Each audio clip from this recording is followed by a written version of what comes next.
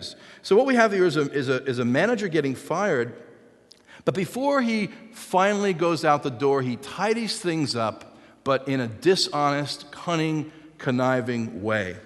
He had been hiding the books from his boss, but before he goes out, he does some more bad things.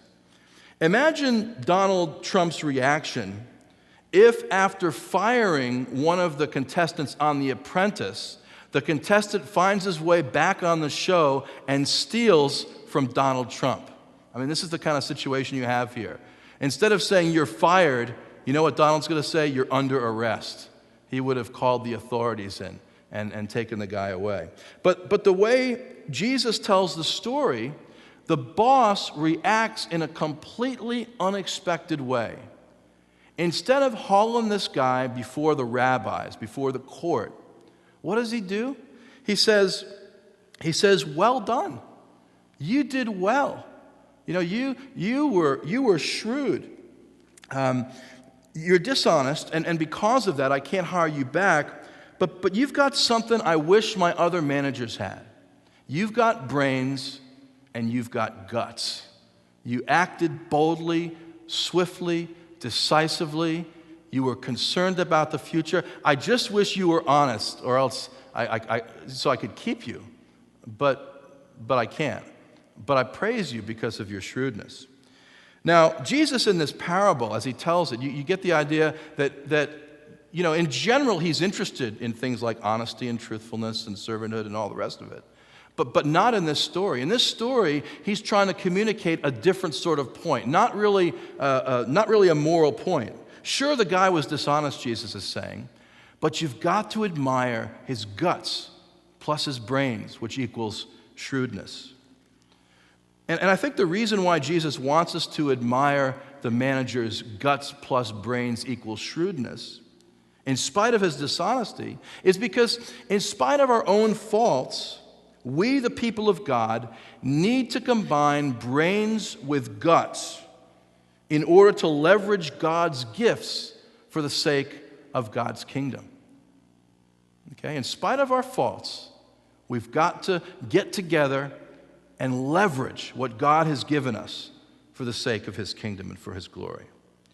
Jesus wants us to be shrewd, not lazy, not apathetic, not stupid, in using the things that he's given us. And he so much wants to highlight this quality of shrewdness in this story that the hero of the story doesn't have any other redeeming characteristics.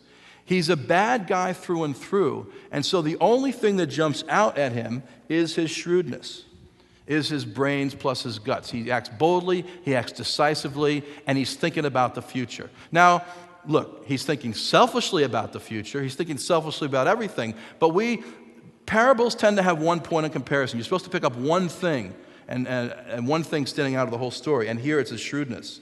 Elsewhere in his teachings, Jesus, of course, tells us we need love and honesty and a servant's heart to carry out his mission.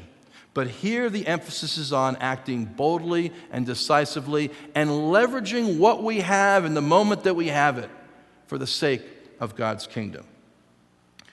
Perhaps one reason why Jesus told this story is that this is in the later stages of his ministry, and up to this point in time, he spent many, many days and weeks and months with guys like, Peter, Andrew, John, James. And these guys were not, if you read the Gospels, the sharpest knives in the drawer. They had good motivations, they showed flashes of brilliance and excellence. But if you read the Gospels, especially the first three, and you ask the question, well, what were these guys like? One of the words which comes up is dull, is sometimes foolish and stupid. And that makes what happened in the book of Acts that much more remarkable. That God, the Holy Spirit, could come and get a hold of people like this who've proven themselves to be not worthy of God's calling, and the Holy Spirit changes them, gets a hold of them, and changes the world through them. Gives us hope, right? Because I know, and maybe you've thought to yourself, well, I wish I was a bit more of this or a bit more of that or had this or that or the other thing. God can use us in spite of our faults. But the message of Jesus here is that, you've got brains and you've got at least some guts. And I'm going to teach you what leverage is. Use your brains, use your guts, combine them together to the advantage of God's glory and God's kingdom. Now, he's also saying, don't let people outsmart you. The people of the world, he says, sometimes come off as smarter than God's people. That shouldn't be the case. Don't let people walk all over you. Don't let people just kick you out of town through the main gate. If they kick you out through the main gate, come in through a side gate or through the window. Use your brains, use your guts. And so I'd like you once again to pull out your bulletin and make some notes here. I want you to think and write about these questions. First of all, what is a gift or advantage or position that God has given you that you can leverage for his kingdom? What is a gift, a talent, or an advantage, maybe a position you now find yourself in? Maybe it's employed somewhere, or maybe it's unemployed and available for more service. What's a gift or advantage or position that God has given you right now, November 2nd, 2008, that God has given you? Where has God placed you? What has God given you that you can somehow advantage or leverage for his kingdom? Maybe it's a friend that God's just put into your life that you can share the gospel with, or maybe that friend was put in your life to be a friend, but maybe there's something else there. Maybe there's something that you and that person working together can do together that neither one of you could have done alone. Maybe that relationship is a God appointment to see something wonderful happen for the kingdom. Maybe he's given you a windfall of money to use strategically. You can go out and spend it on Pledge Sunday in 2 weeks, or in the alternative Christmas fair for mission. Maybe it's a spiritual gift or a talent that's not being used. For us as a church, he's given us a people, a staff, a building, a location. God's placed us in this city. He's given us relationships with the Scouts, with Pacific Camps, with international partners, with police, with other churches. How can all that be leveraged in the latter part of 2008 and 2009 for the glory of God, for the advancement of the gospel in the city of Oxnard? How can God use our brains plus our guts to boldly leverage the advantages God has given us for his glory?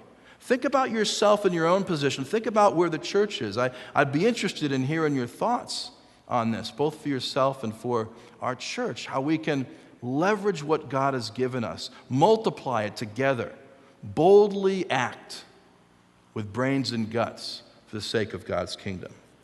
Now, there are times when we need to jump out and just go ahead and do it, but there are other times when the Spirit just says, wait, I'm going to give you, it's not right yet for this. It might be right for that, but it's not right for this. Wait on me. Come and pray. That's what we're trying to do on Monday evenings. Come and pray and worship and wait on the Lord and see how the Lord leads.